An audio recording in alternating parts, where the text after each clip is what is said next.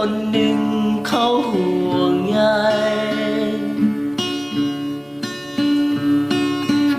มีคนหนึ่งเขาใส่ใจ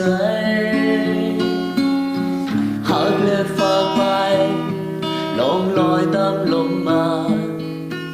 ให้เจ้าได้หูและสัมผัส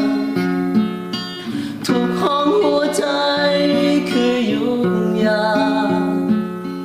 ฝากไปช่วยรักษาเบิ่งยางผู้เป็นไว้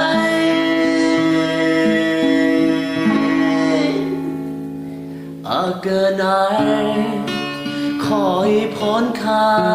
ยนอนหลับสบายหายเจ็บปวดคอบ่ซื้อยากินก็ได้เพียงแต่ฟังเสียงนี้แล้วก็เรื่องว่าได้ดีหนอก็คงจะหายดี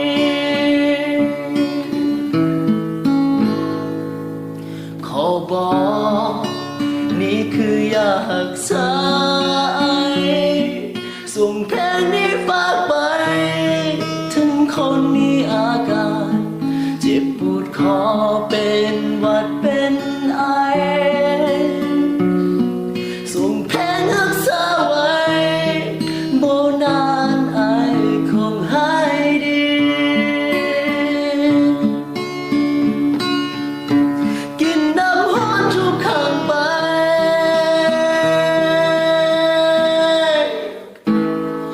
บ่นานไอคงหา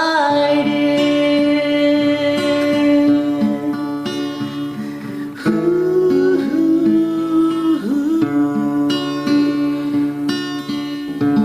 อาเกินไหน